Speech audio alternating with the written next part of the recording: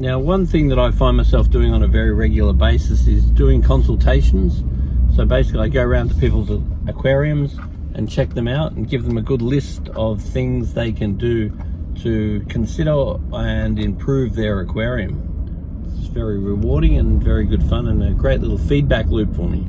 So we've got this aquarium in the wall and we're looking at various ways to improve this aquarium and maybe even one day get it ready to consider some coral.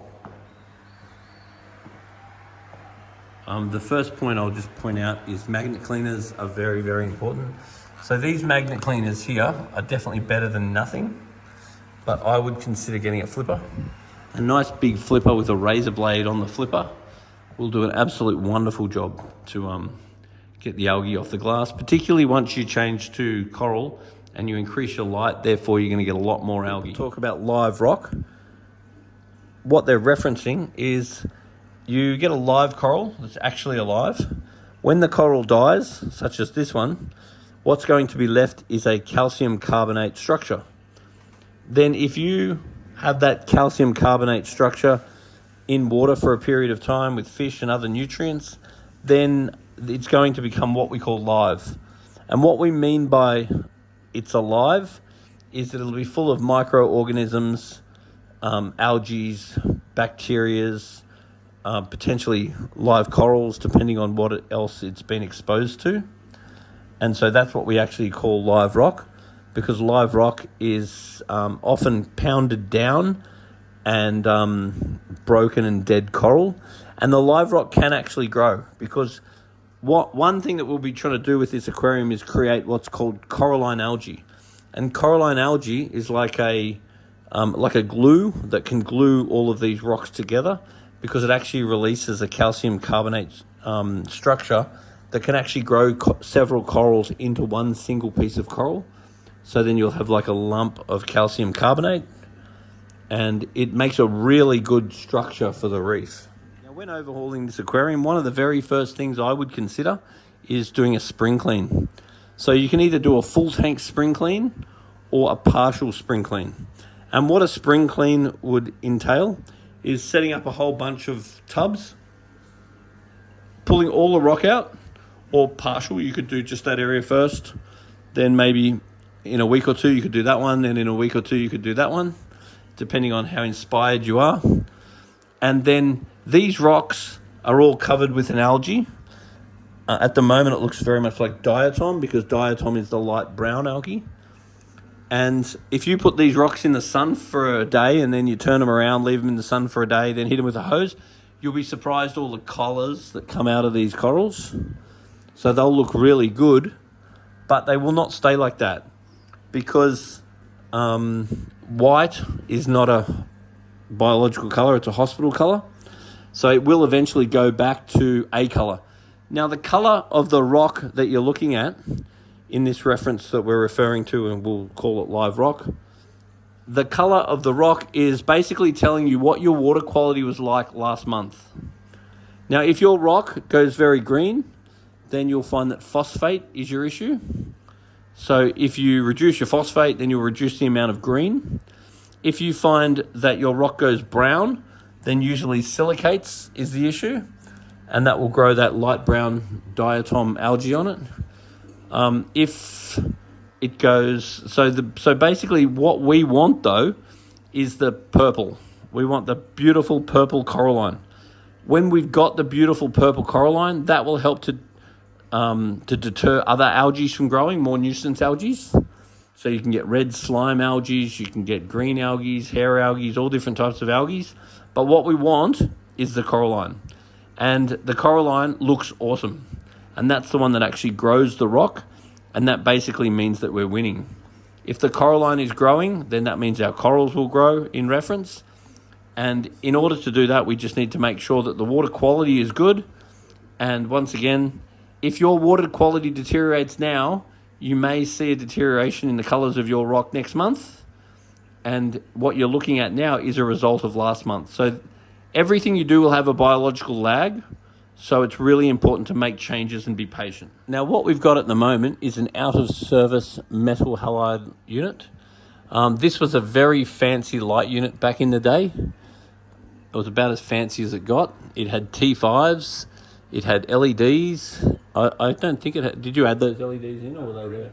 Yep, LEDs, and it had metal halides. So these days, we basically only use LEDs because the LEDs are so much more concentrated. They don't burn gases, so therefore they don't reduce their spectrum, and they're much, much cheaper to run.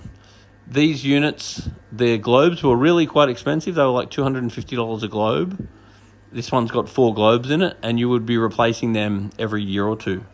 So in order to grow corals effectively under this particular light, not only would it be releasing a lot of heat, which would need to be compensated with a very good chiller, but the intensity and spectrum of the tubes over a 12-month period will decrease.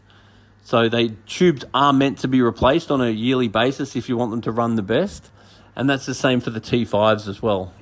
So a light unit like this will cost a lot of money for electricity to run, and it will also cost a lot of money in replacement globes. And back in the day, this was the thing. But now, technology has improved so much, and the LEDs hardly ever have to be replaced. Like, you could run them for 5-10 years, no problem. And they're so much cheaper to run. The running cost of a tank is massively reduced due to decreased electricity and also decreased heat, which means decreased chiller, which means decreased electricity, and that all works. So what's happening down here is the water's coming out of that. Actually, you're probably going to want to think about putting a strainer on that. Oh, yeah, next one, yeah. Yeah, because you may lose the odd fish. Yeah, no, when they get sick, they go in there. Suicide. So yeah, getting a strainer is going to be a good idea there. Then the water's going to come down the bottom here.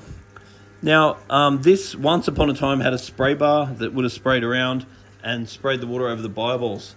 Now, we do not use bioballs anymore, and the reason why we don't use bioballs anymore is that the bioballs work with what's called nitrification. So it uses oxygen to oxidize ammonia into nitrate.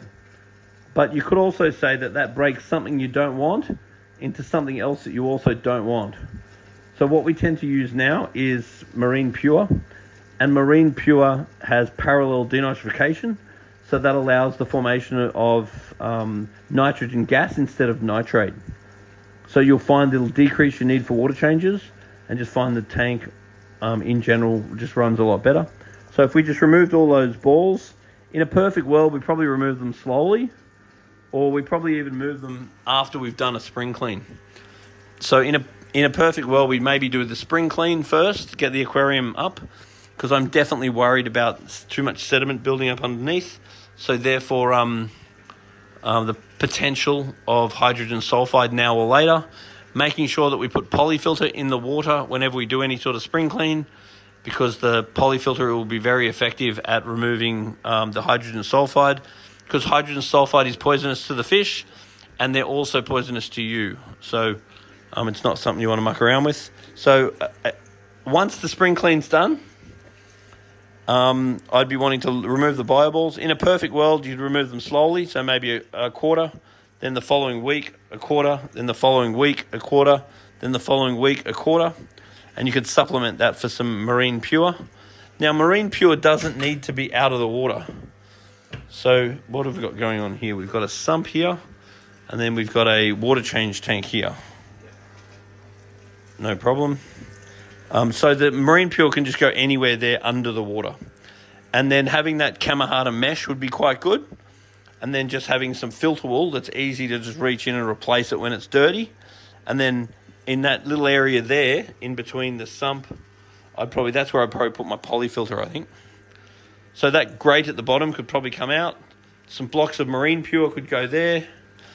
And then you could put your mesh down. Then you could have your filter wool that you easily replace, and then you'd have your polyfilter there.